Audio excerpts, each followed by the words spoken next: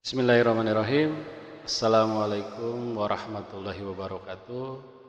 Selamat datang di channel Umika Media.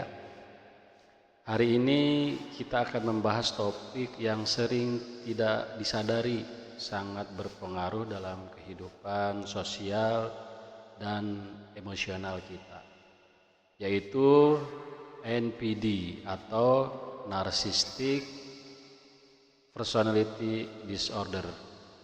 Ini bukan sekedar orang yang suka selfie atau senang dipuji, tapi sebuah gangguan kepribadian yang nyata dan bisa menyakiti banyak orang di sekitarnya, termasuk orang yang paling dekat. Orang dengan NPD seringkali merasa dirinya lebih penting dari orang lain. Mereka menganggap bahwa hanya mereka yang pantas dihormati, dan mereka merasa berhak mendapat perlakuan istimewa. Namun di balik itu semua, mereka sebenarnya memiliki harga diri yang rapuh, yang sangat sensitif terhadap kritik. Beberapa ciri atau gejala umum dari NPD antara lain, yang pertama, merasa diri sangat istimewa dan hanya bisa dipahami oleh orang-orang spesial. Mengharapkan perlakuan istimewa tanpa harus melakukan usaha. Yang ketiga, selalu butuh pujian dan pengakuan. Yang keempat, merasa iri terhadap orang lain atau yakin orang lain iri padanya, sering mengeksploitasi orang lain untuk kepentingan pribadi atau keuntungan pribadi. Yang keenam, tidak bisa memahami atau merasakan penderitaan orang lain, jadi rasa empati yang kurang. Yang ketujuh, sering bersikap sombong, angkuh, atau meremehkan orang lain. Penting untuk dipahami, tidak semua orang yang narsistik itu menderita NPD. Hanya perilakunya konsisten, menetap, dan mengganggu fungsi sosial atau pekerjaan, barulah dikatakan sebagai gangguan kepribadian. Lalu, apa penyebabnya? NPD tidak muncul begitu saja. Ada beberapa faktor yang bisa memicu. Yang pertama, pola asuh masa kecil. Anak yang tumbuh dengan pujian berlebihan atau sebaliknya yang sering dikritik atau diremehkan bisa tumbuh dengan kepribadian narsistik sebagai bentuk perlindungan diri. Yang kedua, lingkungan keluarga. Jika sejak kecil anak diajarkan bahwa prestasi adalah segalanya dan empati tidak dihargai, maka ia bisa tumbuh dengan harga diri palsu. Yang ketiga, mungkin saja genetik dan neurobiologis. Beberapa studi menunjukkan bahwa struktur otak dan faktor keturunan juga mempengaruhi munculnya gangguan ini. Orang dengan NPD bisa tampak menarik, percaya diri, bahkan karismatik di awal pertemuan. Tapi seiring waktu, hubungan dengan mereka sering menjadi toksik.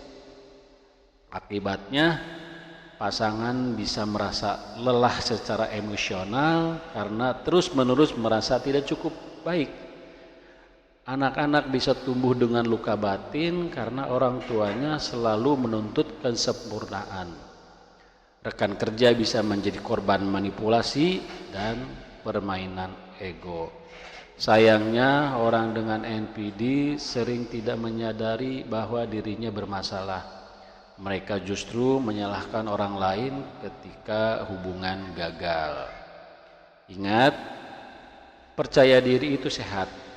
Tapi ketika kepercayaan diri berubah menjadi merendahkan orang lain, menolak kritik, dan mencari validasi terus-menerus, itu bisa jadi tanda NPD.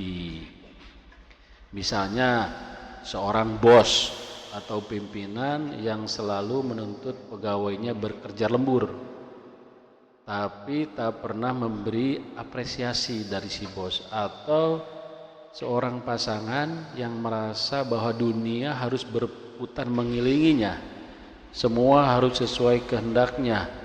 Jika tidak, dia marah, memanipulasi, atau bahkan menyalahkan pasangannya terus-menerus di permukaan. Mereka tampak kuat, tapi sebenarnya mereka rapuh. Satu kritik kecil bisa membuatnya marah, kecewa, atau membalas dengan dendam halus. Kabar baiknya bisa diatasi. Namun, orang dengan NPD harus lebih dahulu menyadari bahwa dirinya punya masalah.